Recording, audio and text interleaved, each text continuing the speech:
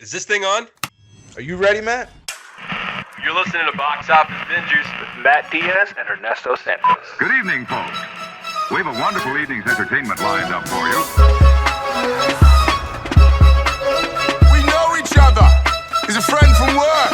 Box Office Bingers. And the only way that I know how to do it is to find you a bloody good dump.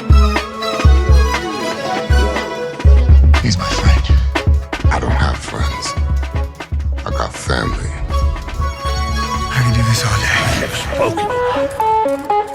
You know, if you put your mind to it, you can accomplish anything.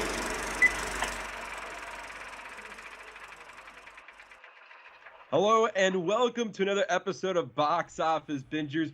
Ernesto, I feel like now we're officially in the summer movie blockbuster season because these what we're about to talk about here and also next week are apparently the movies of the summer. Yes, and this is obviously obviously, right? Over the weekend, our movie theaters have been packed. And right now, we are about to go into our Barbenheimer review. This is Barbenheimer Part 1, where Ernesto, tell our lovely listeners what Barbenheimer Part 1 is. So we are going to start with Barbie, starring Margot Robbie, Ryan Gosling, Issa Rae, Kate McKinnon, America Ferrera, Ariana Greenblatt, Simu Liu, Michael Cera, and many more Barbies and Kens. Written and directed by Greta Gerwig, who directed Lady Bird and Little Women, and written by Greta Gerwig and her longtime partner, Noah Baumbach, who wrote and directed the movie Marriage Story, which we loved and enjoyed. That was such a great film that's on Netflix. But not only are we reviewing this great movie, we are bringing in a very special guest. We brought back the one and only Jaclyn DeAugustino. Welcome. Hey, thanks. Thanks for having me. I'm super pumped to talk about Barbie and then also a little Oppenheimer at the end. While you were doing the whole intro, I'm like, I should have wore like pink or something today, but of course I wore like the exact opposite of black. But you're wearing for Oppenheimer. You made a choice. That's all. Exactly. You're right. I had to make a choice. A choice was made. Yeah, a choice was. Also, a lot of people. We saw a split down the movie. I'm not sure what your movie theater experience was, but there was a lot of people in pink, or a lot of people are mixed. I don't think a lot of people were like devoting themselves into wearing black for Oppenheimer, but either you're wearing pink or you're doing a variation of pink and black. Yeah. So full disclosure, I did see Oppenheimer on the opening night, and so our theater, we were talking about this a little bit off camera, was pretty much packed, but also like the Barbie theater, I saw a ton of like families, moms and daughters that are all in like hot pink, sparkles, like matching outfits, all the things. So it was like, I feel like at my theater, I'm in Miami, and it was like kind of split, but almost a little bit more Barbie. And maybe I just noticed it more because Oppenheimer, viewers weren't necessarily in like hot pink and sequins. That just like catches your eye more. Yeah. But I mean, there was so many people, I feel like, at least at my theater on opening night. Oh, yeah. It was, Ernesto and I, well, actually, funny enough, we're not talking about Oppenheimer fully today, but Ernesto and I went to the theater for the first time together in 4 years. Yeah. Which is crazy. Crazy, right? Which is crazy. What? We've been doing this podcast for almost 4 years, and I think the last movie we saw together was Bombshell, which was December of 2019, before the pandemic. So like before COVID, it's the last time we went to the movies together. Yes, correct. Exactly. Yes. That's literally crazy. Yeah. And at least I can say for our viewing for Oppenheimer that when we walked into the lobby, packed. Pink like everywhere. I had to, and pink everywhere. It's a sea of pink. Oh my gosh. Everywhere. I mean, I think, and just on a side note, I think it's just great to be like a movie fan, because I haven't seen the theaters packed like that in years. Like even before the pandemic, it's like people don't go out to the movies like that anymore. Yeah. And yeah, sorry to cut you off. I was just saying, like, the last time I went to a premiere was for a Pokemon movie. Which one was it? You named it. Pokemon 2000. Yeah, in the year 2000. So it was like and the only reason I went was because my older brother wanted the holographic Mew card that you got if like whoever, I can't remember the first like 100 or 50 or whatever it was people that waited in line. That was literally the last time I went and saw a movie like on a premiere night. So it was crazy. Yeah, I think I saw Barbie with Megan on Thursday night showing, and it was packed too. It was also packed. Not only my theater, the concessions, and the bar was also packed, and also the bar across the street was also packed, and people were dressed in pink there as well. So they were either leaving or going into the theater for it. I just haven't seen that in a long time. It was kind of nice to see that it wasn't for a superhero movie, because I think the last time a lot of people came out to theater was for probably Avengers Endgame, which was in April of 2019. So yeah, and it's just fun. I think like an excuse to dress up or be on theme with something is like it's hard to pass up. It's like all these concerts with like Beyonce, Taylor Swift. It's now this like fashion outfit spectacle too. So I just feel like if you get an opportunity to like go out with your friends, dress up in hot pink and sparkles, and that's probably not your day to day, like it's fun. So why not? You know what I mean? Yeah, you honestly make a good point, because I think that's also part of Barbie's success, which we'll dive into a little bit later, of how it made so much money in the box office. I think part of it was that it was marketed as a social event. Like, this is something you have to do. You have to dress up and you have to go watch this movie. And I feel like that was, again, it made it fun and therefore made people want to go to the movies. But before we dive into Barbie, Jaclyn, it's been a while since we've spoken to you. How are you? Anything new that you can tell us on? How's everything over in Miami? Yeah, I think the last time I was on, I just moved here. Yeah. Like I still had like hangers and boxes and like all this. It was like everything was in a disarray when I was on the call. So I've been in Miami for almost a year. It'll be like a year in September, which is kind of crazy to even think about. Like, what the heck? So for those who don't know what I do, which is probably like everyone listening, I'm a sports anchor for CBS Sports out of their Fort Lauderdale studio. So the last time I joined you guys, I think I was doing mostly like the streaming shows, and I still do that. But now I've been rotating in on the CBS Sports Network shows, which has been really fun. They're very similar, but like some different aspects. So it's good to kind of change it up and flex different creative muscles. The show's a little bit longer, it's just a little bit of a different format, but all kind of the same daily sports news topics happening, in the world of sports. It could be anything: WNBA, NBA, NFL, college football, soccer, which has been crazy, obviously, with Messi coming down to Inter Miami. It's been like literally madness. But yeah, so that's been really fun. If you get CBS Sports Network, it's at 3 p.m. so you can watch. I'm never on the same day, but if you happen to catch me, I'm on it twice a week. So maybe the stars will align. And then also I've been doing some like TikToks and like joining the social team and doing some fun stuff, just like different trivias and like things that they're expanding for CBS Sports on their social media platform. So we just went to the Big Three. That was in Miami. Essentially, it's a league that Ice Cube created. For those who aren't familiar, it's 3-on-3 basketball. A lot of like former NBA guys do it. They've spent 13, 14 seasons with the NBA. Maybe they had an injury or whatnot, and they just still want to play basketball. Like Mario Chalmers is probably one of the bigger names that is in the Big Three. So we did a lot of fun social stuff, interviewed Ice Cube and all that. Wow. So it's been really, really fun. It's been a good time. What's been your favorite experience so far? Like, what's been the thing, like, this was like the high point of my year? Yeah. Oh my gosh, that's such a good question. Probably, when you first get into something or something that's like completely new, which for me, this whole role was like so new, right? And right off the bat, I interviewed Eli Manning. So that was probably like, that was really fun. I guess that's technically last year, because that was like October of last year. No, but I got you. Like your year of, I meant your year of like starting a new, like you're on your whole new path, Okay, yeah. So I think that was probably one of the high points where you're like, whoa, this is just someone that I've watched on TV and whatnot, and just being able to like talk to them like a real person. So that was fun. And then also the Big Three with like Ice Cube. We saw like Dr. J. It was like, It was really, really fun to interact with those people. in person, like it was, I say those people like they're literally icons. Like, what am I saying? It's just like, it's crazy to see them in person. You're like what? Wow, the real person right there. Yeah. Exactly. No, I got you. So yeah, maybe like just the whole Big Three experience. That's really my first time being like out in the field with CBS. So that was a really fun process. And then obviously like Eli Manning, interviewing him your first like month at work is kind of wow. Kind of surreal. So that was really fun too. But just in general, like the whole experience, I think like just really having to transition from news, which can be for the shows everything is very purposeful and like placed, and there's a rundown and you follow the rundown, you know what I mean?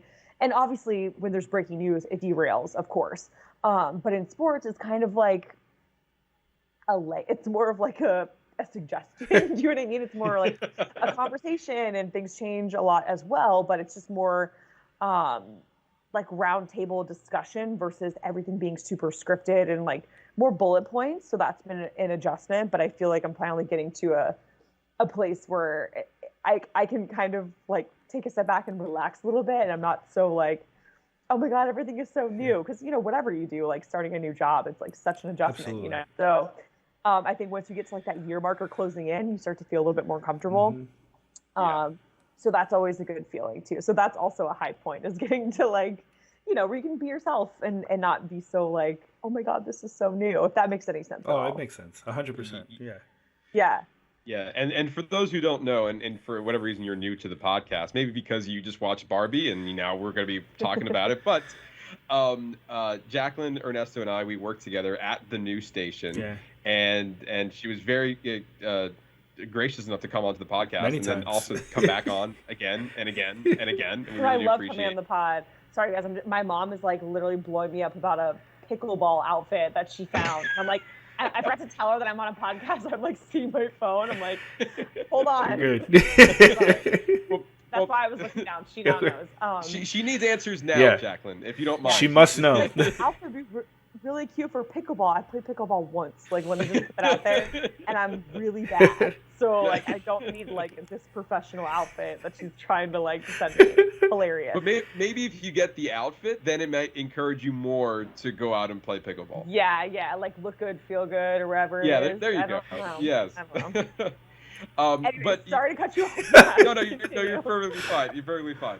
That was more entertaining than whatever I was going to say anyway. But anyway, we've all worked together. Obviously, we've been in that environment before, working at a news station. And you made an interesting point. You said that you had for news, there's a script, and you kind of read it verbatim, basically. Like these are, but you said in sports and what you do with there's more bullet points. Do you feel like you need to have more knowledge outside of your bullet points, or is this prep that you're working for this particular, like, say that before like you go on camera, or is it more like morning, day and night you have to kind of keep up to date and be knowledgeable for whatever kind of maybe come your way? I think it's a lot of information, but almost in a different way. Because, you know, when I say it's scripted, it's not like the anchors come in for local news and they like cold read it. I mean, maybe some people I'm sure have all been there and they've done that before, but sure, when the anchors are going in there, they're rewriting, fact checking, you know, for news. You guys know that. So like, but there's always like kind of a sense of security where you're like, oh, well, I know I wrote this and this is how the rundown is going to go. And it just feels a little bit more like you have another netting to kind of fall back on, I guess. Whereas like sometimes with, and here it's kind of like whatever works best for you, you can do. You can write everything if you want. You can bullet point it. Like everyone kind of has a different workflow. But I just feel like for me personally, especially when we have like guests, we'll have, you know, guests at a table and there's going to be 4 of us and we're talking about who should you start in fantasy. And it's like, if I'm like so married to the script or the prompter, like I'm not giving my attention, I'm not listening, it's not really like, you know, exactly what they're going to say. So it's really important to be like listening to the analyst, listening to what they're saying. And sometimes the conversation that you might have had and pictured in your head is going to go completely off the rails. And so it's really knowing and doing so much research on a specific topic or sport or what have you, so that you can just talk freely on it like you would, you know, anything like this movie or whatever, you know what I mean? Like whatever your topic is. So it's hard to compare because they are so different. It's like apples and oranges, but it's almost just, and I think reporters in news have this as well because they don't always have a script or their phone or their computer. It's more just being able to internalize the information and being able to talk freely on it, almost like you're giving a speech or something. So that is, I do think it's a little bit more background research, and you do have a little bit more time, obviously. In news, it's very different because it's like you only have a very short window, and here there's a little bit more time to build upon it. Usually I know the day before what I'm going to be talking about, which is nice. In news, you don't always get that luxury. You know, that's just the nature of the business. But I will say, I feel like it's a little bit more background knowledge, especially when you're talking about 3 or 4 different topics in a show versus a lot of the times, if you're a reporter in news, you might have 1 or 2 stories for the day, whereas you could be talking about 5 sports in 1 hour. So it's challenging, but it's really fun and really rewarding. It sounds like you're having a great time, and you'd be able to do a lot. I mean, from the last time we spoke to you last year to now, I feel like we're now hitting you on almost your 1-year mark since we last spoke to you. So it's crazy. It's also I can't even believe it. Like, what? Yeah. And also, like, you've been gone for that long as well, which is also crazy to think about. Yeah. It is crazy. Oh, sorry. I just got all tangled up in my microphone. No, yeah, it's like, it's so insane. And obviously, like, I was just texting Kellyanne because she got engaged. Kellyanne's a girl. That was at WESH where we all worked, or where Ernesto still works. And so it was just like keeping up with everybody. Like everyone there is so great. So I love keeping tabs. Like Sheldon, Michelle, Eric, Meredith, Jason, all them. Like everyone is. I love keeping up. I think that's like a good thing of social media. Like a good part about it, right? Like you can always check in with people. Yeah, you're gone, but you're not really gone. Now, exactly. We're more just following you along until we see you again. Yeah, pretty much. I will say, I mean, ever since we started this podcast, this platform for us have been a great way to reconnect with old friends that we've had even from college. And then Ernesto and myself, we brought in our own friends to kind of, that we haven't even spoken to in a while. Like I reached out to somebody I hadn't spoken to in almost 10 years from high school. And I said, hey, you're doing pretty well right now. Do you want to come on the show? Did they come on? Yeah. He did. Yeah. His name was Corey. He's been on Broadway. He's on television. Wow. He's on what's that show that he's on? That's on Stars? Power. Power. He's on Power. He was on Power, and then he was one of the boys from Jersey Boys. Not on Broadway, but I think he was on the He was on the touring. He toured. For awesome. Jersey Boys. But I was like, it was like kind of just out of the blue. I was like, you know what? I have nothing to lose. And within like 2 days, he reached back out. He's like, man, I would love to. It's been so long. And I was like, all right, here we go. We're doing this. All right. And we had such a fun, such a fun time with that episode. So it's kind of nice that even now, speaking with you, I mean, we've spoken briefly, but this podcast has been a great way to not only just talk about movies, but also to bring all of our friends together as well and just have fun talking. Totally. The beauty of podcasting, even when Ernesto and I were still at WESH and Matt, before you had left, whenever we did these podcasts, it just felt like you were never even gone. Yeah. So just to add to your point. Yeah, exactly. Yeah, exactly. I was like, oh, we just picked up where we left off, and that's the beauty about it. But we're glad to see you're doing well. I hope year 2 is just as good as year 1, if not better than that.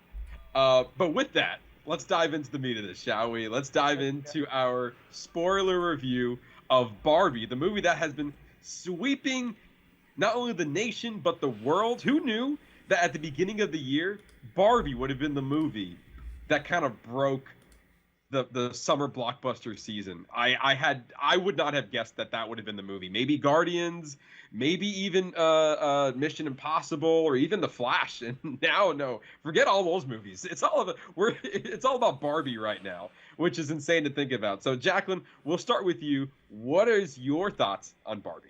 Okay, so just to kind of rewind, before I actually saw the movie, and you were saying like who expected this would be the movie that kind of just like set us into a movie frenzy. I was honestly like, I didn't even know what to expect, because obviously we know all the money that they put into marketing. It was like, what was it, like $100 million or something? That's just a figure that I feel like is right, but don't quote me on that. but it was an excessive marketing budget. And so you saw it everywhere. You saw the whole dream house and like all the things. I saw Margot Robbie like at all the premieres and in every single different outfit that literally mimicked a Barbie's outfit from the past, like her iconic black and white swimsuit or, you know, all the things. And so I didn't really know what to expect, also because Amy Schumer was supposed to be Barbie. Right. And that was like a former concept, and then they changed, and then I'm hearing like all these people are in it, and I'm thinking in my head, like, is this a comedy? Is this a drama? Is it for kids? How are all these people Barbie? How are all these people Ken? Like, it was just very confusing to me, despite the fact that they put so much money into the marketing. So that I was kind of just like, I don't know what to expect, but I already saw, as you know, Oppenheimer on opening day. And I'm like, let's just go see Barbie like next weekend. Because, you know, I keep seeing all these people that are going, all the outfits. So it was intriguing to me.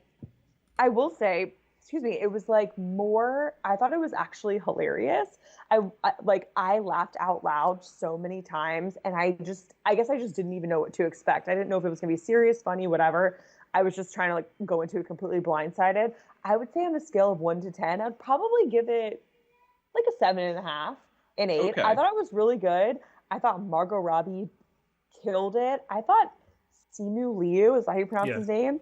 Yeah. He was like the star Ken for me. Like, for whatever reason, Ryan Gosling as Ken, I know everyone's like, he's the best Ken. Like, his character, like, I don't know, maybe it's just because he was being a little too thirsty for Barbie, you know, like, in the whole, like, that was his purpose. I just found him to be really annoying, and I was just like, I love Simu Liu. Like, he is the Ken for me. But I thought it was a great, like, it was just funny. I know some people I feel like are taking the messaging a little bit too seriously and are like up in arms about certain parts of it. I just like, as just a going in movie, I thought it was great. I thought the costumes, the outfit, the visuals, all of that was so well done, like perfection to a T. Like, you felt like you were in Barbie Land. I didn't see the whole Ken taking over Barbie Land like plot line. That I was not expecting that. I kind of felt like, okay, Barbie's going to go into the real world and that's going to be the main storyline. So I did like the little, you know, diverging over towards Ken and giving him a moment to shine. But overall, I thought it was fun. It was like, is it like the best movie I've ever seen? No, but I thought it was hilarious, especially when they were making fun of Ken and all of the Barbies came together and they're like explaining to each other how to distract Ken. And they're like, yeah, you should ask him or tell him that you've never seen The Godfather and have him explain it to you for an hour straight. Like, all that stuff was so funny to me. And I think it was just like, obviously you have to have a sense of humor about it, but I liked it. And then who is the actress? I'm like blanking. Who was the mom that worked at Mattel? Oh, America Ferrera. America Ferrera. Yeah. I thought she was so good, her and her daughter. Like, I just loved tying them into it and going back and forth between the real world, Barbie world. Will Ferrell, also always hilarious. Like, I love the ending and tying in the creator of Barbie. Like, I thought it was good. Like, I liked it. And I wasn't looking too deep into the messaging or anything like that. I was just watching it as like, this is the Barbie movie, and I've laughed out loud like 6 times. So I like it. That was kind of my takeaway. It's funny that you pointed out the Godfather scene. So I saw this movie with Megan, and when that scene came up, she looked at me, and I felt personally attacked because it wasn't necessarily with the Godfather, but it was most definitely a whole bunch of other movies that like movies in general that are very like that guys love, and then they just explain it to you, and you're like, okay, I don't care. You know what I mean? Yeah. Like, I was just hit the nail on the head. Like, it was just so funny because it's so true. Yeah, not for everybody, obviously. I know like, I'm guilty of it. I thought it was hilarious. I'm guilty. I know I'm guilty. Like, that for me, I think I recently just explained this the other day when we had Nick on the show, is when it was during WandaVision and Quicksilver came on during it was like a quick cameo, and then I was like, whoa, you know what this means? And she goes, no. And I said, strap in, it's gonna be a minute. And she's like, I don't care. It's like, just give me just 1 minute, and we were gonna be done with this. And she told me, like, I really don't care. Yeah, it's all. I mean, and you guys know how I feel about Avengers and things like that. It's just not for me personally. Like, it's too overwhelming for me. I've missed the boat by years, so I'm just kind of like, I'm just gonna take a step back and just understand and acknowledge that I'm never going to catch up. Or if it's like Star Wars, I mean, we've been through this, you know. Yeah. So it's like, Kyle, my boyfriend, loves Harry Potter. He loves Star Wars. He loves the Avengers, all the things. And that's great. But, like, I don't want to hear about it. You know what I mean? Like, because it's just not really for me. So that's great. That's what it is. Just like he doesn't want to watch The Summer I Turned Pretty. That's fine. I won't give you a whole synopsis on it. You know what I mean? So I thought that part was hysterical. And I'm sorry, Simu Limu was just like, I loved him. For some reason, I thought Margot Robbie was like the quintessential perfect Barbie. And they poked fun that she's stereotypical Barbie, which is what everyone is thinking. So it's just like saying things out loud that everyone was thinking that made it so much more hilarious. And this whole like, what was it, like Casa Mojo, Jojo, whatever house. Like, just so funny. I just thought it was when funny. they sell that part was pretty funny. When they said that they would sell the houses, it's like they're flying off the shelf. It's like literally like cases of them flying out of the store. Like I actually thought that part was pretty. I thought that part was pretty funny. Yeah. The scene where like it was like like midway through the movie and Margot Robbie was saying that I'm not pretty, and then Helen Mirren, who was the narrator of the movie, was like, just like the filmmakers are aware that this scene's hard to pull off, knowing that Margot Robbie is saying it. To me, when they said that, because I was thinking the same thing. It's like, oh, I'm not pretty. I'm like, yeah, but you're Margot Robbie. And then the movie's like, we understand she's Margot Robbie. And I was like, okay, we are on the same page here. Yeah, like the self-awareness in the movie was just hilarious. And then on the flip side of that, I also appreciated how when Barbie went into the real world and she's at the bus stop in LA with this elderly woman, she looks at her and is like, you're beautiful. So it's almost like she was appreciating the realness of people and the real world. So I like getting glimpses of that too. So it wasn't so like, oh, this is bimbo Barbie, stereotypical, like beautiful blonde, blah, blah, blah. Like, I felt like there were moments where they showed some growth with Barbie as well, which I thought was a nice touch. Okay. Yeah, I also liked her response where she was like, "I know." It's like, "You're so beautiful." It's like, "I know." And then she showed, like real. And then when she walked away with Ken, and she looked back to her, you can almost like see like the sense of respect, like she gave her, like almost like admiration, like that's where she wants to be when she's her age. I didn't think about that, Jaclyn. That's a really good point. I didn't think about that. Yeah, that was actually one of my favorite like moments in the movie. That, and in the end, I was like, am I about to cry right now? Like when they were just like giving her the speech from the woman who created Barbie. What is her name? It's her daughter's name was Barbara. Like I starts with an H. Her last name I can't remember. Her name is Ruth Handler. Ruth Handler. That's right. Yeah. So when they're like having that moment at the end, I was like, I'm like, oh my god, am I gonna get emotional? And then it like flipped to the Nicki Minaj like Barbie like rap song at the end, and I was like, no, I'm good. Like, also the older woman in that scene, her name is Anne Roth, and she has been nominated 5 times for an Academy Award for Best Costume Designer, and she won 2 Oscars, one for The English Patient in 1996, and Ma Rainey's Black Bottom in 2020. That's a great movie. Okay. So.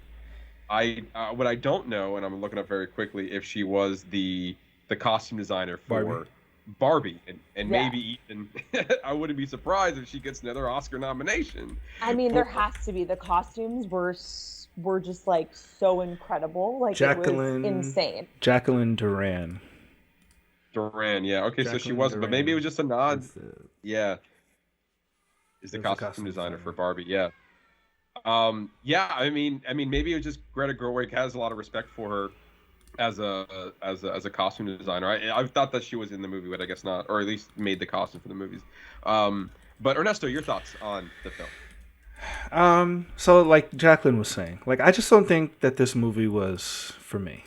But I will say, in hearing the Jaclyn talk about it and like kind of talking out some of these parts, I'm appreciating certain parts more now that I probably didn't appreciate them because I went to go see it by myself. So like I don't know, it was just like all over the place. Like the one thing that bothers me is that like Will Ferrell Will Smith smack somebody. No. No.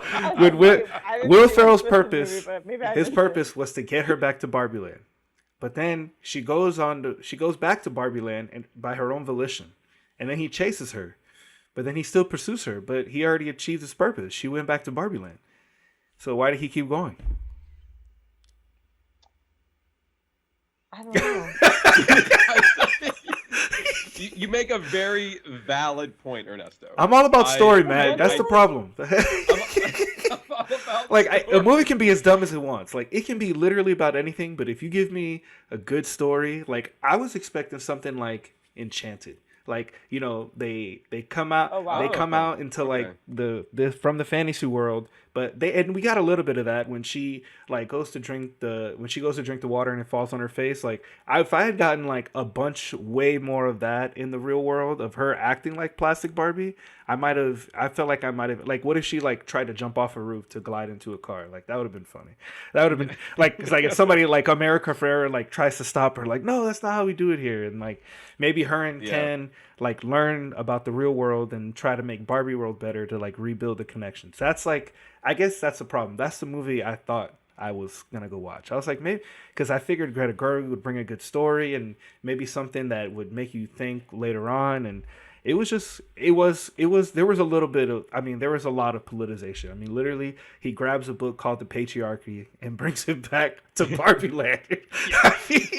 I mean, hello, and that's fine. I guess I just wasn't expecting that, just because I felt like the marketing was geared towards like a younger audience and maybe like a tween audience, especially because of the previews. Like the previews was like kids movies like Haunted Mansion. I don't even remember what some of the other ones were. Oh, the Ninja Turtles, and literally there was a crossover promotion of Barbie and Ninja Turtle where you started in the Barbie Land and it went down into the sewers and it was like a promotion for Ninja Turtles.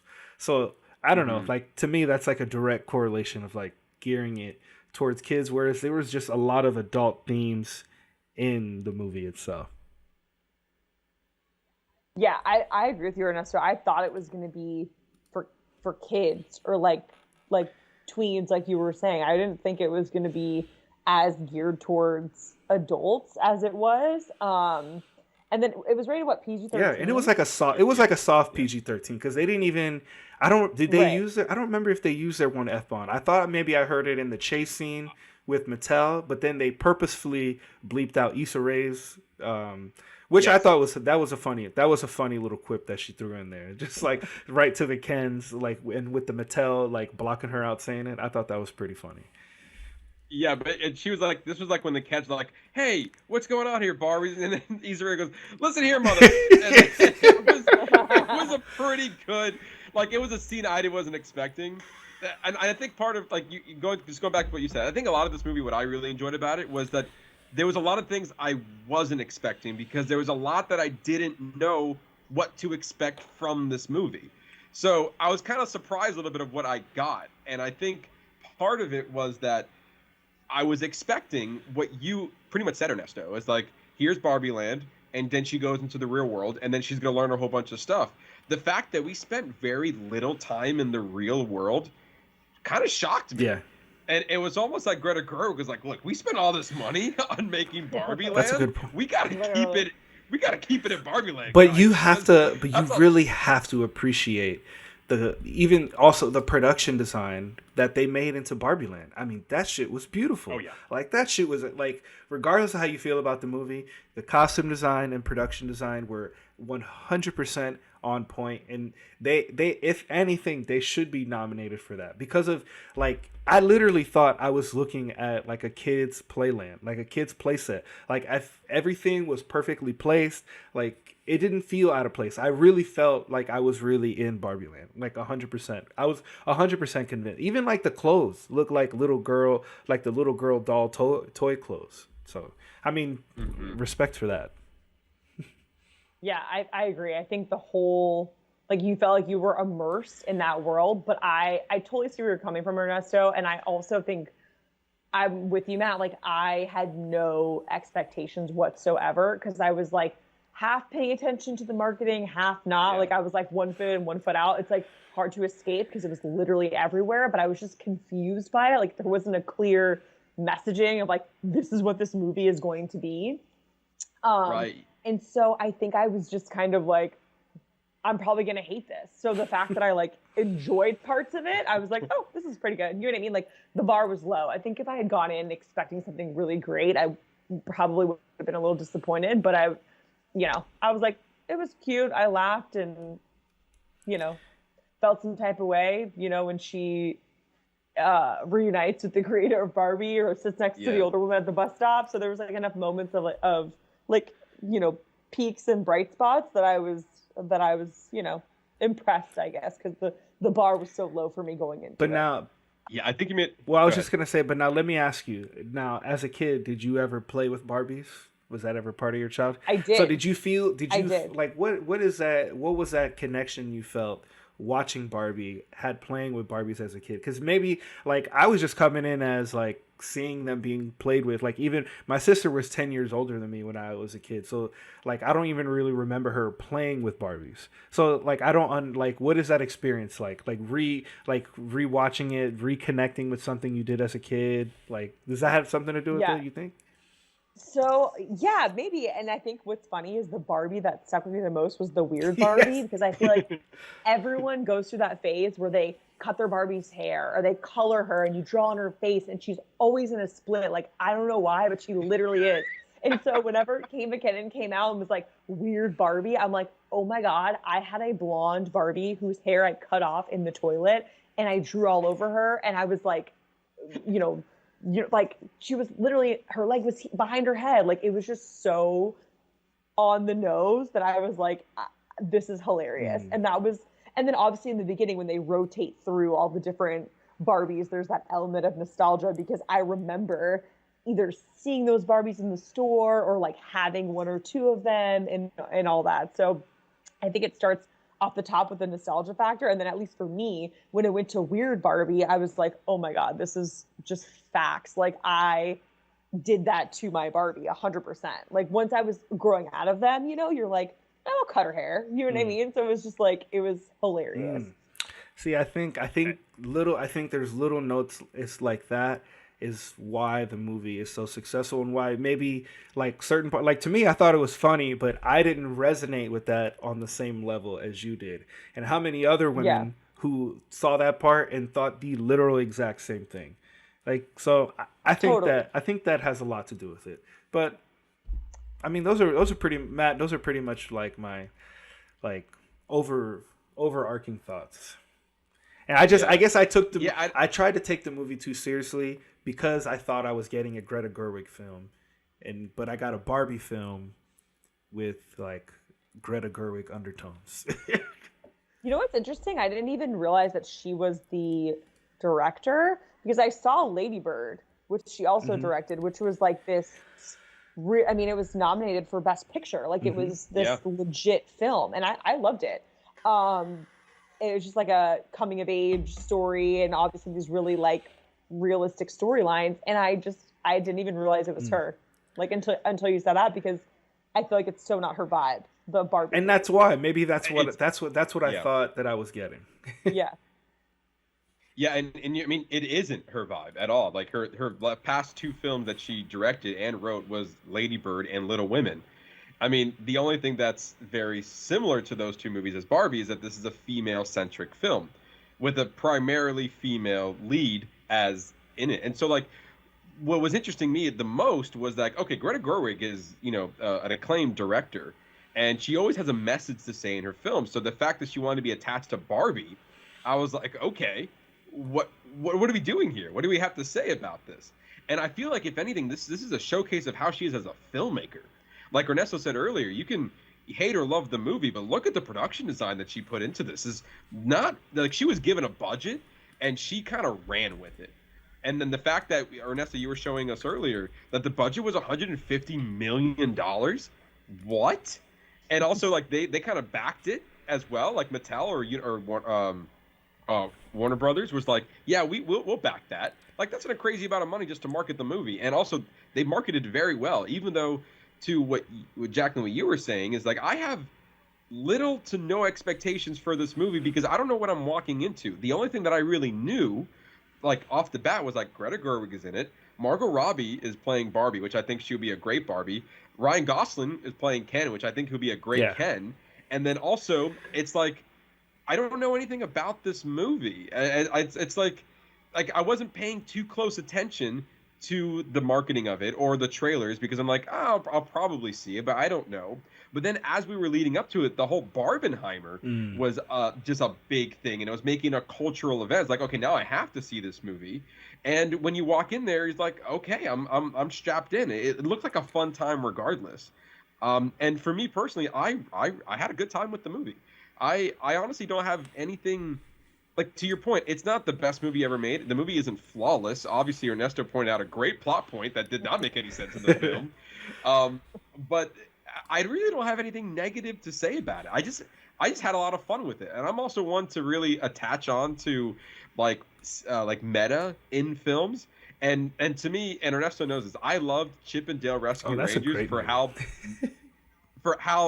I mean, it was a great movie and how like meta that movie was, and also what it was doing for animation as well, like what it was making fun of. And for me, this is Barbie making fun of Barbie in a way. It's like all the classic tropes and all the criticism that Barbie has gone throughout the years as well, of like just being like this doll, this stereotypical doll, and you know all the different versions of what it came out to be. It made fun of all that. It made fun of all the good and the bad about Barbie. And also, you know, for the writing, they really dived into Mattel's deep dark library of dolls Pregnant they pulled Barbie. out, especially with the pregnant Barbie. With pregnant Barbie, yeah. Was that a real Barbie? I meant to Google it and then I forgot. Like, it was a real Barbie. I looked into it. The fact they kept shaming her, I was like, I know this is a joke, but like, it's a little too far. That was the one thing where I was like rolling my eyes at, honestly. That's fair. And also, for those who don't know, Emerald Fennell played pregnant Barbie, who was the director behind Promising Young Women. So that's also hilarious. Notes. Also a great movie if you haven't seen Promising Movie. You should go and watch it. It's really good. I think it's on HBO Max. But it's like the fact that she was in it as well. It's like, okay, so we have a lot of respect for a lot of different various women in film, rather, that they put in here. And then I don't know. I think it was just a fun time. I thought we were gonna spend longer time in the real world. Obviously, we spent a lot of time in Barbie Land. I love that. Michael Sullivan. Yes. And he was a real doll that it was supposed to be Ken's best friend that was out in the market, and it didn't do well. And the fact that there's so much hidden lore that's in this movie that I didn't even know about. I'm discovering a lot of discoveries happening as I'm watching this movie, which is kind of insane to think about. It's like I didn't realize Barbie. I mean, obviously Barbie has like this rich history, but I had no idea like. Not only are we're using it in such comedic ways in this movie, and I can't help but to appreciate that. It's just it's hilarious. Even though I don't understand everything that's in it, I can appreciate for what it's trying to do and trying to entertain me for somebody who doesn't know. And also I'm not the geared audience for this, but I had a good time with it. Yeah, I thought it was fun. And one other criticism I do have is I thought after that whole dramatic scene with Barbie and the woman who created Barbie, I keep forgetting her first name, Handler, they were like having this moment, and she's like, Ruth, yes, her and Ruth, and they're like, she's like asking to go back into the real world and like leave Barbie Land for good. And so when I see her in America Ferrera's the backseat of her car, I'm like, oh, she's gonna be dropped off at like a job interview, and like this is really gonna come full circle for like Barbie can be anything, women can be anything, whatever. And then she's at the gynecologist. I'm like, what? Like that's how we're ending? Like, whatever. I don't know if they were like trying to have fun with it, but I felt like that as the ending, I was kind of like, okay, whatever. Like I didn't fully vibe with that ending. I could totally see that. I could totally see that. Like, I think what you suggested would have been probably better. Like, seeing go for a job interview, like trying to enter the next phase of your life, and then no, that's not what I didn't get the joke. I didn't get the joke at all. Exactly. I was like, maybe this is funny to some people, but I feel like it's like an inside joke that I'm on the outside of, and I was kind of like, whatever, it's over now. I guess I'll go home. You know what I mean? Like I thought it was kind of a lackluster ending, personally. So for me, it felt like I associated this movie with a comedy first, and then all the other stuff second. And when we were getting into like the heart of it, I was like, okay, I thought honestly we were just gonna fade to white and the movie was over. Like, okay, this is the message that we're sending here. It's like Barbie can be anybody, but this particular Barbie wants to be human. If anything, this movie was like, in my opinion, less of a Barbie movie, even though it was surrounded by it, and more of a human story. Because now we see, and I guess we'll get to Ken in a minute, but like the fact that Ken was kind of like always was over the second place to Barbie, and then now Ken wants to be his own thing. There's something funny about that because it's always Barbie and Ken. It's never just Ken. And even Ryan Gosling was saying is like a lot of people are like, I don't know, giving him criticism about playing Ken or whatever. And then in an interview, he said, it's funny that a lot of people all of a sudden care about Ken because no one ever cared about Ken, and like as far as pertaining to this movie. And he makes a really good point. He said a big word salad in saying that. Like I remember reading the quote and I was like, huh? Like what are you trying to say here, bro? Like it was just like a big nothing burger. Matt, you deliver the message better than how he said it. When he was getting criticism. There's just something, I don't know what it is, like something about Ryan Gosling, and I know I cannot move on from this point, but like him with blonde hair is just like that blonde hair. It's like weird to me. Like I'm like, it was a little weird. It's just like not capturing the essence of Ken. For like, it's just not. Like I don't know why. And I know he's like the perfect Ken, but I'm like, I don't know. Like I don't know that I have anyone better. Like maybe Austin Butler. Like even though I don't think he's as good of an actor and couldn't really like deliver the punchlines that Ryan Gosling did, but he was kind of giving me like, I don't know how to say it, like not creepy Ken vibes, but like kind of like Margot Robbie was like, she is Barbie. Like you're like, wow, that is the perfect casting. Something is just, I can't explain it. Something was just a little off about Ryan Gosling as Ken, not from an acting perspective, but just like the overall visual. And I don't know why. That's interesting. I mean, I didn't really bump into it. It's more of his comedic style too. It's just like, hey Barbie, how's it going, Barbie? It's like, you see me over here, and that perfect. Yeah. It was pretty funny. But going back to like the last nugget, like the comedic moment in there. Like I said, I always felt like this movie was more of a comedy. And so the fact that I thought we were gonna fade to white and more of a heartfelt, ending, I was like, okay, I'm fine with that. But I actually kind of thought it was funny because it was just like that one little, like the whole movie was making fun of itself the entire time. This is just the last joke before the credits roll. And so I only really appreciate it for just like we're ending on a kind of like a button of a comedy note. But other than that, I see the point you're saying that it's like, if we were going off the hard angle of the movie, yeah, she would be looking for a job trying to start her new life. But instead we went with the funny route. Instead. Especially with America Ferrera having that like heartfelt speech, like right at the end, she had that really long monologue.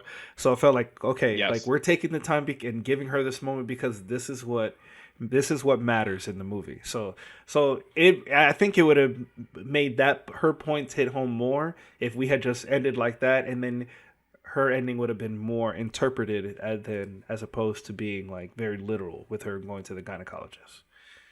Yeah, I think it would have given it a good variety of like, okay, we're taking you through this story and there's a lot of funny parts and jokes and self-awareness of Barbie and the flaws. But then if we ended on a more of a heartfelt note, I think it would have kind of balanced it out, in my opinion.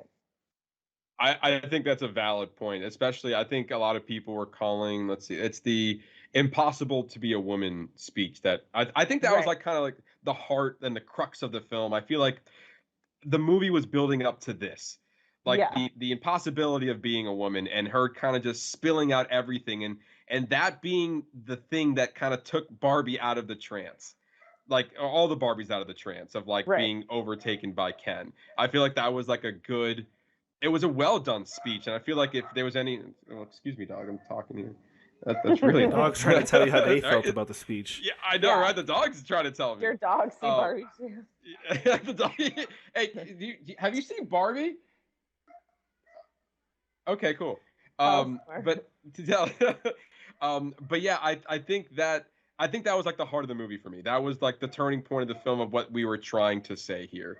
So yeah, I also really enjoyed that part as well. And then mainly also there's just a whole bunch of other fun things. Like the whole beginning of the movie was this like the 2001: A Space Odyssey, recreating that like a shot for shot Yeah. scene of kind of that whole thing, which was really really funny as well. Like before Barbie, there was like all these normal looking dolls and like these baby dolls, and all these like girls were trying to be like they were playing to be mothers, and until Barbie came along and you can kind of be whatever you want. And the fact that she was wearing the iconic like black and white swimsuit in that scene, and that was the first time, I think it was at 1959 when the Mattel released Barbie, that was the outfit that she wore as well. So again, a lot of fun nods in there as well. Yeah, and Ernesto, back to what you were saying with like me growing up with Barbies. I also, before Barbie, I had like baby dolls or American Girl dolls and things like that. So that transition from having an American Girl doll when you're like 5, 6, 7, and then kind of graduating, if you will, to Barbie is like a very real thing. So right off the bat, I was like, oh my God, this is hilarious. And then they go into showing you all the different kinds of Barbies. And I'm like, this is like, I'm like reliving this era of my life, you know? That whole opening sequence really, like her doing that made like all the sense in the world to you. Like the fact that they do that and the kids like, Yes. oh, okay. Well, once again, another point of something that I guess I didn't truly understand when I watched it, but now hearing you explain it makes a lot more sense. Yeah, you're probably like, why are all these little girls in the desert? Like, it was the desert, wherever they were, like, you know, freaking beating the crap out of their baby dolls. But yeah, like I had like 2 or 3 American Girl dolls when I was younger, and then you kind of graduate, if you will, to Barbie, and I had like 20 different Barbies, and I saw maybe 5 of them in the opening 10 minutes of the movie. So that was really cool. Also, Greta Gerwig has also said that this movie was heavily inspired by one of your favorite movies, Jaclyn, The Wizard of Oz, which and there's a lot of nods to Wizard of Oz as well. Barbie was passing one of like a cinema that was there, and it was playing The Wizard of Oz, I didn't even notice that. As well as Barbie leaving Barbie Land. She was going down a pink brick road instead of obviously yellow brick road. And I guess there was like a bicycle sequence when she's transitioning from Barbie Land to the real world. I guess that was also in like the Wizard of Oz. Like the Wicked Witch on the bike. Is that what it's supposed to be? No, I guess there was a transition scene that they were traveling through bike in the Wizard of Oz, and that was in the movie as well. I don't remember the Wizard of Oz that well. Yeah, I don't remember that part either. But I did have that like thought when I was looking at, because it almost looked like Emerald City vibes when she was leaving and coming from Barbie Land into the real world in her like little pink car. It was like, I mean, again, just a nod to the whole set. It was crazy. So that when she goes into the real world, you're like, ew, I don't want to be here. Like, give me back. Yes. You know what I mean? But you make a really good point, because it does feel like that. It's like I feel like they spend so much time and attention to Barbie Land, even like in a production standpoint, and also just how like fun that whole world is. We talked about the weird Barbie, but just like her, like, but first of all, Lizzo singing the song Pink and literally describing everything that Barbie's doing in the opening monologue was also hilarious, and like her just like drinking and like nothing was coming out, and it's just like, that's, I'm assuming anyway, that's how you would play with Barbie. Like nothing comes out. This isn't real. Right. Yeah. Right. The fact that we got all the way to the beach and Ken's running and then he just hits the water and then he gets injured, and then they all pull out this truck, and it's like, oh, I'm like Dr. Barbie, and then he goes, you're perfectly fine. You're fine. Also, the fact that he says like his job is beach, the whole is just like freaking hilarious. Like the amount of memes that I've seen when it's like, you at your job to your boss, and it's like, I beach. It was like so funny. The memes I've been seeing the most is people wanting the hoodie that says "I am Knuff." Yes. Yeah. I literally heard the girl sitting 2 seats away from me. She goes, "Oh, I'm making that shirt when I get home." Yeah. I've I been saw seeing a lot of it. on TikTok with like the "I am Knuff" like stickers, like they're putting on like Oh, water wow. bottles and laptops and stuff. Yeah, I'm like, oh my gosh, of course. That's give it I wouldn't be surprised that by the holiday season we're gonna see so much more Barbie merch, and then as well as Knuff. I Oh, am yeah. Knuff merch as well. Very briefly, Jaclyn, what are your thoughts on like the whole thing with Kens? Like all the Kens, the whole Ken-dom aspect of it. Like, do you think that was funny? Was it kind of out of place? Like, where was your vibe on that? I don't know. I didn't really take it too seriously. Just like they're poking fun at Barbie being stereotypical and she thinks she's perfect and she's making women feel better by being perfect. And the whole time watching it, I'm like, sister, what?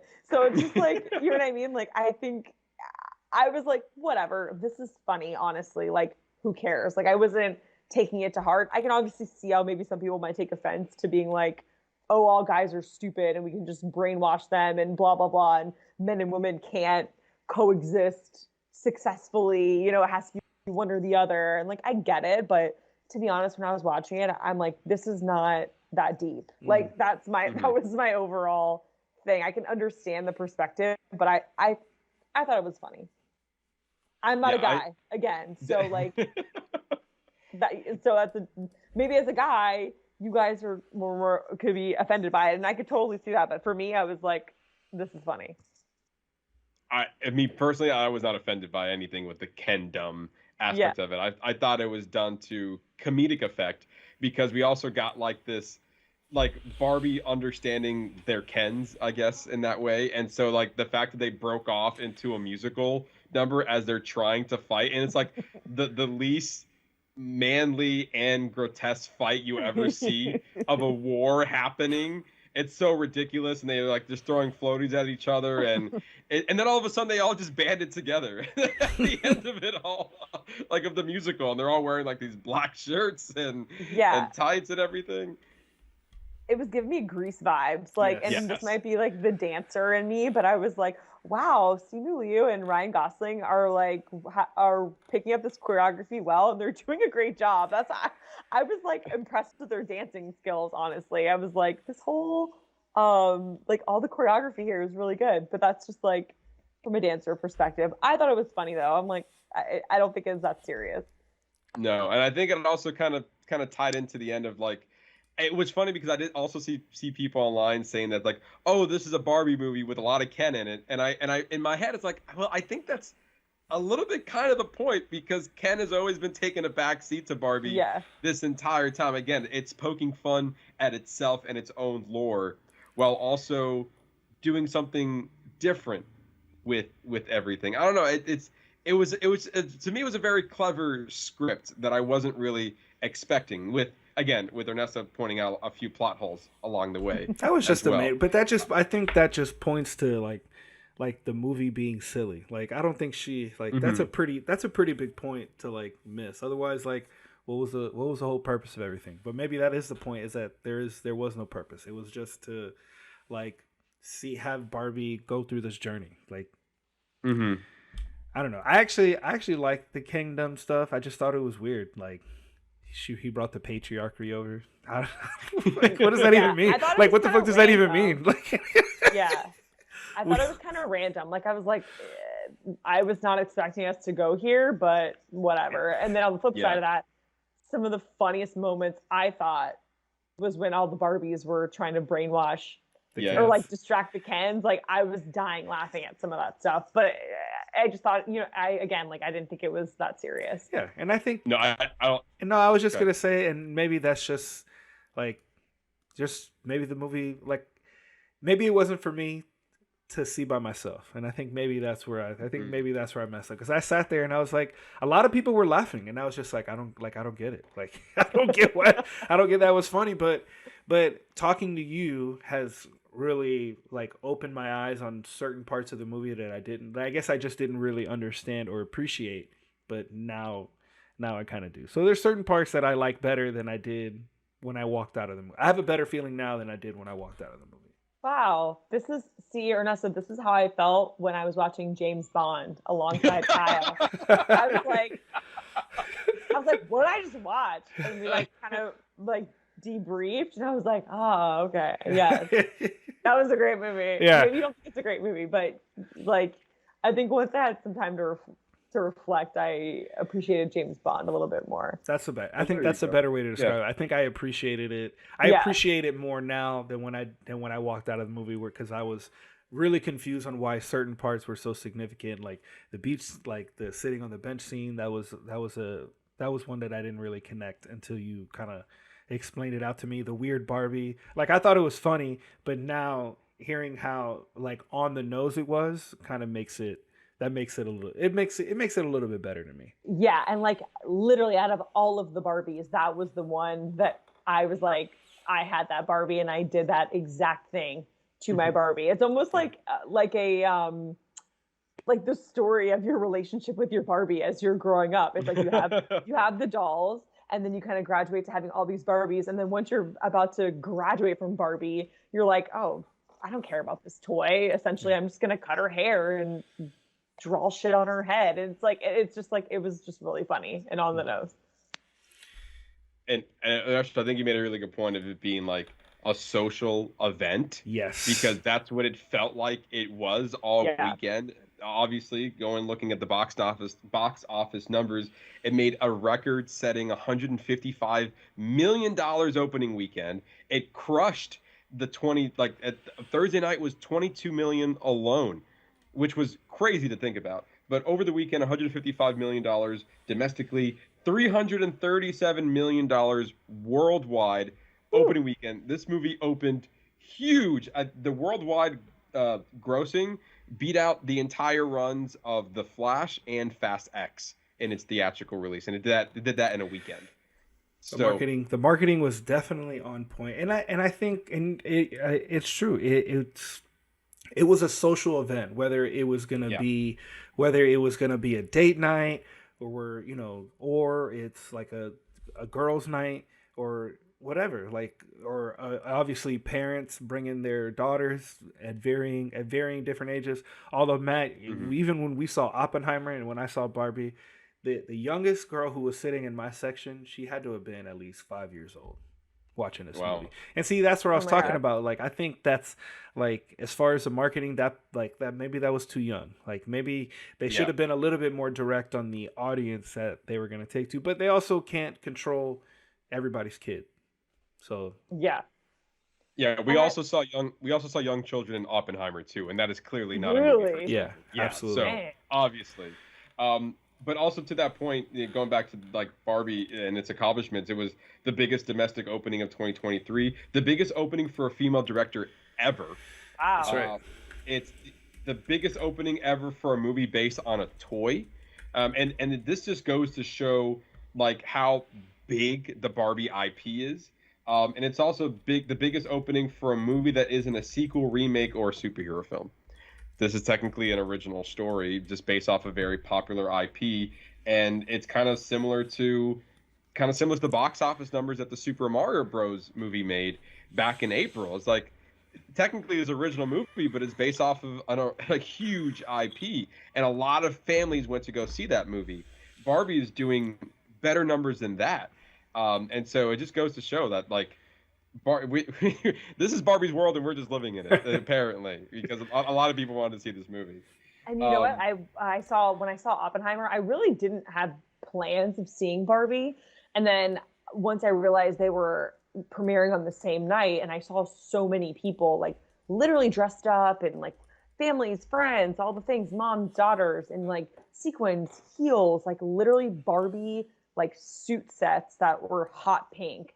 I'm like, oh, well, I mean, if this many people are going and seeing it and it's this whole event, like we could go, like whatever. And so that was half of the reason I went and saw it. Because to me, again, like beforehand, I was kind of confused on what the movie was going to be. And so I was kind of on the fence about it, but seeing all the people going and making it like a huge social event and posing inside of Barbie boxes at the movie theater kind of talked me into seeing it. Yeah. So with that, Jaclyn, your final thoughts. So I think, again, I enjoyed it because the bar was low for me. As long as I'm engaged in the movie the whole time. I can laugh. I have some moments where I'm appreciating it. And it's kind of tugging at the heartstrings a little bit, also with the nostalgia factor. And I do think it is geared towards millennial women who grew up with Barbie, or even just like a little bit younger than that too. I mean, I enjoyed it. I would recommend it to someone. I think it's an easy watch. It's nothing crazy. It's not too heavy. If you just want to go to a movie and escape and kind of just watch something mindless and laugh a little bit, I say go for it. I liked it. Ernesto? So, I wasn't as enthusiastic when we first started this conversation, but through this conversation and hearing your appreciation for it and really understanding certain aspects, like the whole opening sequence, like I didn't know that until you said something.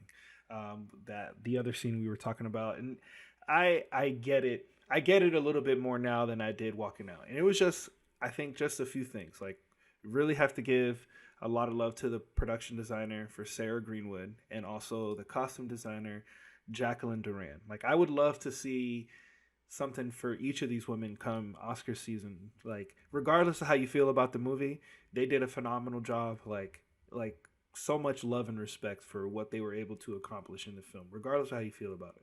Also, the America Ferrera scene, she told Vanity Fair that the scene took 2 days and between 30 to 50 takes for the film.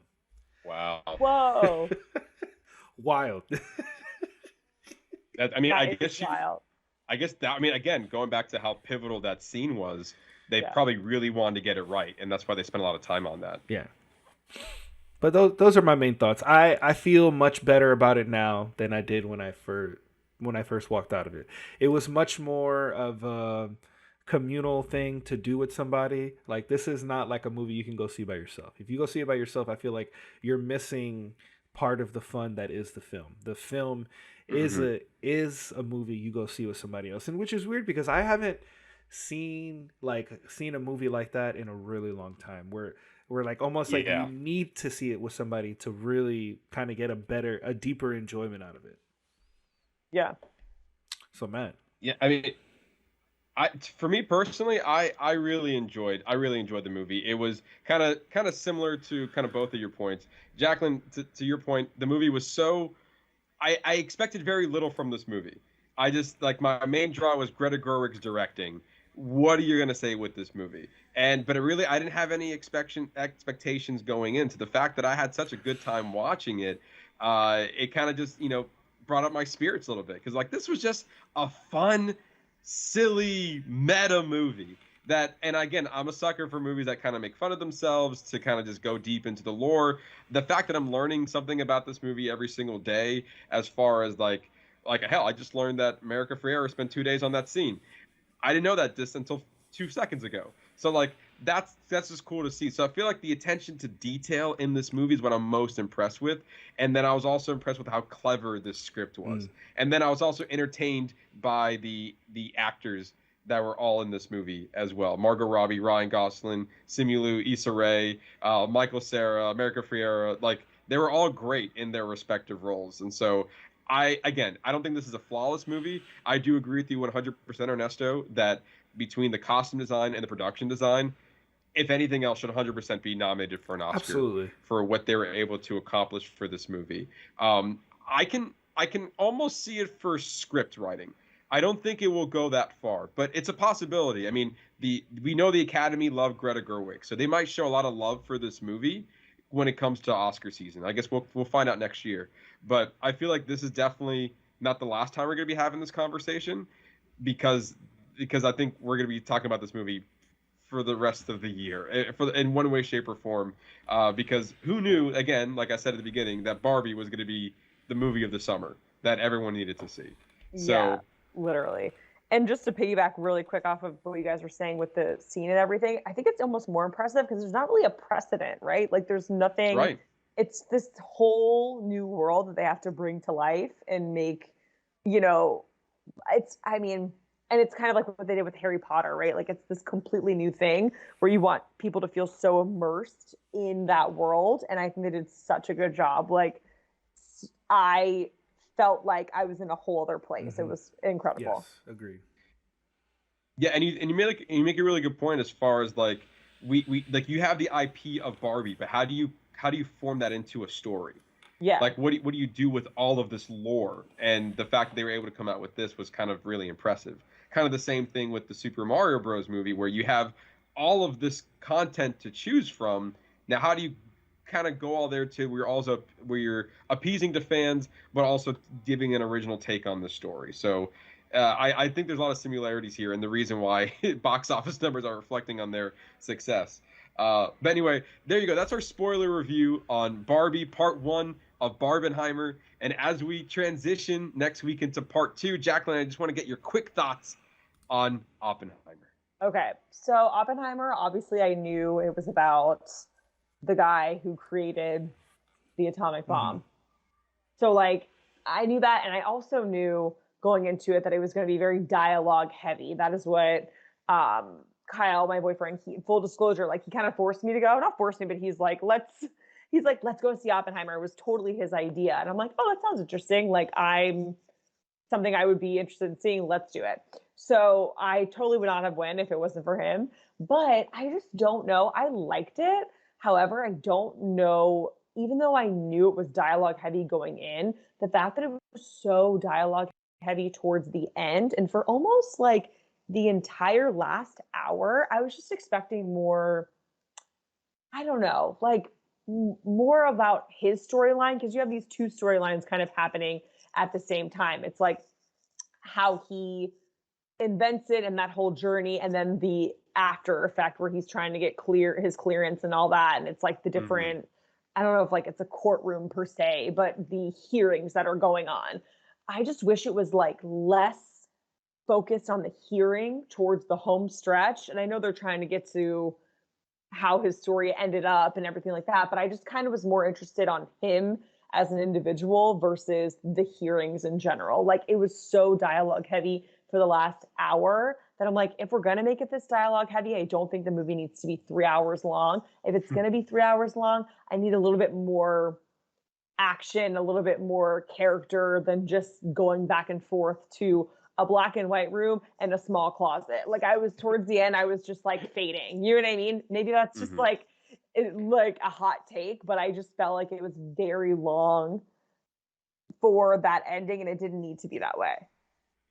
I mean, you're not wrong as far as like a 3 hour movie can be daunting in and of itself. So you want something engaging for that 3 hours. That's 100% understandable there. And there was just a lot of characters in the hearings and a lot of names, and I was truly getting confused towards the end because I'm like, oh my gosh, like who is this guy again? What does he do? Like I was just getting so like overwhelmed that I was like losing my interest in the film towards the end, which like I've spoken to people and that they have the complete opposite take and they think I'm crazy. So they're like, oh my God, the ending was so amazing. It was so good. I think it was good. I just don't know that I needed like 3 hours of it. I feel like we could have told the story in like 2.5. I wouldn't disagree with you there that it could have been just a hair shorter as far as the story that they were trying to tell. But what is your rating on it then? If you said that Barbie was like 7.5, 8 out of 10, where's Oppenheimer for you? Okay, so I just wanted to preface this by saying I don't think you can compare them. So just because I'm giving Barbie 1 score doesn't mean that Oppenheimer's score that is about to be less than that means that Barbie was better. But it also could not be your type of movie. It also like, could not just be it could just not be your type of movie, and that's okay. Yeah, and I was talking to my coworkers. I said a 6.8 if I'm feeling generous, a 7. That's not far off from what you said for Barbie. Yeah, I think it's like 7.5, 8 for Barbie. So we're talking of a half a point or a point off. I was expecting like a 4. Oh, no. I wouldn't give it a 4. Honestly, the entire beginning, I was so interested and I was like enthralled just in like this he's what, like a science teacher? I'm like, this is insane. Like I didn't Google anything about him. Like I didn't want to look. I was trying to purposefully avoid everything I could on Oppenheimer because I just wanted to go into it blind and not knowing anything. And his story was so interesting to me. I guess like obviously it makes sense with the whole like communism aspect. Like that's plays in obviously all the way towards the end. But I just like I really had no idea. And so I thought it was really, really interesting. But then, I don't know, once we got into these hearings, he's getting security clearance. They're trying to almost make him seem like he has a communist connection. Like, and there were so many players, I was getting a little, like, I was fading in and out towards the end. So basically, after the build up to the atomic bomb, the last hour is where it kind of lost you. Yeah, because I don't know if I was expecting the build up to the bomb to kind of be on the end note, and I thought like that's where it was gonna go. I don't know. I was just, and then also I'm like, did he actually know Albert Einstein, or is that like a metaphor? You know what I mean? Like, do they actually interact and have this exchange on a lake, or like, is that just like a metaphor for something? I don't know. It was getting a little too. By that point, I was so checked out that when they actually showed the conversation that he had with Albert Einstein, I'm like, yeah, I don't know what this is supposed to mean. So I just looked it up. Apparently, him and Oppenheimer lived and worked at Princeton after the war, specifically at its Institute for Advanced Study, where Oppenheimer served as director from 1947 to 1966.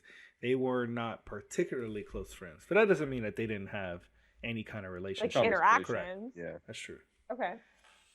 Okay, so did they know each other? That was all true. Also, this was all based off of a book, like kind of diving into Oppenheimer's life. Okay. I'm pretty sure that Nolan took a lot of inspirations from, or a lot of stuff from for the movie. But yeah, it's interesting. I honestly that's more or less that's not a negative review. You just felt like it should have been shorter. Yeah, I felt like it should have been shorter or just a little bit more action packed throughout to keep me engaged for 3 hours. And I've seen Christopher Nolan movies in the past, like Inception is him, right? And I've loved Inception. I never felt bored. And that was a long movie. And I don't ever remember feeling like, okay, I'm done here. Like and Kyle would be like, that's his style. He's very dialogue heavy. He does long movies that are very like intertwined and there's multiple storylines happening. And I get that, but I just feel like other Christopher Nolan movies that I've seen, I didn't feel this way. This is very much a different Christopher Nolan movie that we've seen him do in his career, for sure. Yeah. So yeah, I don't blame you for like going into this movie expecting one thing and then getting something completely different, because I personally feel that this is very much a different film than Nolan has ever done before. Yeah. Well, cool. Because some people were like, it was so good, you're crazy. And I'm like, I don't know. I don't think I'm that crazy. I wasn't like obsessed with it. I wouldn't like go see it again, Yeah. But it's hard for some people when you've already done it to sit through a 3-hour movie to go sit through a 3-hour movie again, especially if you weren't enthralled with it. So that's 100% understandable. Yeah. But thank you for your thoughts on Barbenheimer. If you want to hear, did you guys like Oppenheimer? Or you were stating that? We were saving it, Ernesto. If you want to give a little taste, that's up to you. Or you want to save it? 2 sentences. I'm just curious. 2 sentences. I mean, I loved it. I would actually go see it again. Wow. Okay. You can leave it at that. I will say this, and I'm kind of comparing this a little bit. I love Steven Spielberg. Right? Steven Spielberg had made movies like Jurassic Park, Indiana Jones, E.T., all the classics, right? Nolan has also made his movies as well. There was a point in Steven Spielberg's career when he went from making those movies to making Schindler's List. Not Indiana Jones, Jurassic Park, and Jaws. That's not, or E.T. That's not Schindler's List. So in my opinion, this movie is Oppenheimer is Christopher Nolan's Schindler's List. That's a really good comparison. Okay. I respect that. So it's very. I was just saying I respect that. I get it. Yeah. So it's not your typical Nolan affair, but it's not necessarily a bad thing either. is just a very different movie than what he's used to making, and I think it needs to go into a different approach, and that's why even going into prior knowledge of maybe now going in a second viewing of this, rewatching the movie and then also getting a little bit more background on Oppenheimer might change the viewing experience. Like with any Nolan movie, you got to see it more than once to really get a deep dive for it. Well, I just said I'm not. So. Yeah. But that's okay. But that's all right because it wasn't for you. I think it was. Yeah, I think it was good. It just the length was what the length in the storyline. I didn't think it was necessary. Let me rephrase this. I didn't think the length was necessary in order to tell that story. That's all. I get that. And that's perfectly fine. Yeah. But to Ernesto said, I didn't love it, but I actually did. I did like it a lot. Yeah, I like it too. I just didn't. Yeah. I love it. I'm with you. Yeah.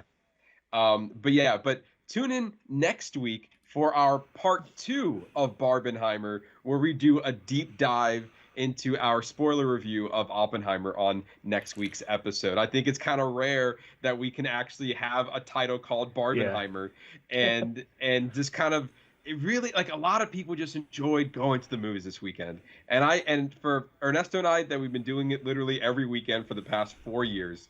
Yeah. It's nice to see that the world has, right, to think about that. It's kind of crazy that the world, I feel like, for a brief moment, has caught up to our excitement every time we go walk into the movie. Whether we like the movie or not, we always enjoyed the movie-going experience. And it's about the experience. What conversation does the movie bring afterwards? Like, look, we were able to talk about so many different things and really enjoy different aspects of Barbie, whether you liked it, loved it, or hated it. Like, there were certain takeaways that the movie gave us. Totally. And I feel like also it's like a throwback, like I was talking about at the top of this episode. The last time I went to a theater for an event was literally the year 2000, and I feel like movies kind of dropped off, and it's nice to kind of have a reason go back and have that experience. And some movies are just better in the theaters. You know what I mean? Yeah, like Top Gun, I do feel like Oppenheimer, you have to see that in a theater. Like, it's not a movie that you could see at home. And even Barbie, honestly, I don't even know that I would be able to appreciate the set and all that Barbie land is if I wasn't in a theater, if I was just from home. Fair. So I think if any of these, or if anything's in common with these two movies, it's like, I think the going to the movie experience, outside of the social aspect of it for Barbie, just makes both movies better no matter what. That's a good point. And that's honestly a good way to end this episode. It's just like, go to the movies. Go to the movies. Well, Jaclyn, before we do let you go, can you tell the people where they can find you on all the things? Yes. You can find me on Instagram. I will blow up your feed every day. I'm at JacDeaug, JacDeaug. That's pretty much my handle on everything. I'm very easily findable on social media, but I just joined Threads, so I'm still trying to figure that out. But Twitter, Facebook, Instagram, TikTok, all the things. If you just type in JacDeaug, I'll pop up. Also, now Twitter is now X, apparently. Exactly. Oh, yeah. Right. It Whatever. keeps throwing me off because I'm like, you have your tabs open, you like look for the certain symbols, and I'm like, what is X? And I keep forgetting. Like, I can't. Yeah, I don't know how long that one's gonna last now with Threads. It's a lot to keep up with. But Jaclyn, thank you for joining us yet again. This was a very fun conversation. Also, we haven't spoken to you in a while, so it's also fun kind of catching up a little bit. It's the first time we get to do video with us. Yes. Yes, this is the first time we get to do video. I was gonna say last time it was just audio because I was like in my pajamas, basically. So, but no, it's nice. Obviously, you guys know I love being on the pod. So anytime you need me, I'm your girl. That's awesome. Like, we really appreciate you spending your time to come hang out with us. Yeah, of course. You guys are the best. So the next movie, I'm always trying to like pitch myself for future episodes every time I come on. You should. So whenever you need me, you got my number. Let me know. I'm more than happy to hop on whenever.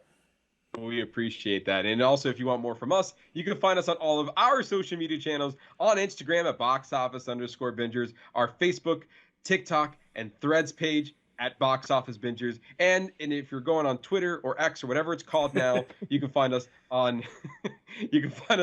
at Box Office Binger without the S. And the reason why we don't have an S is because we couldn't fit it. But we're on Twitter now. We're there. Or X. Sorry. Yes. Or X, whatever it is. Whatever. Oh my God. Come back next week for part 2 of Barbenheimer, where we do a deep dive on Oppenheimer, and we also have another special guest coming on the show for that. So we're looking forward for that conversation. And thank you, each and every one of you, for listening to this to our podcast each and every week. Really do appreciate it. Come back next week for more movie fun. You're not going to regret it. And for that, I've been your host, Matt Diaz. Ernesto Santos. See ya.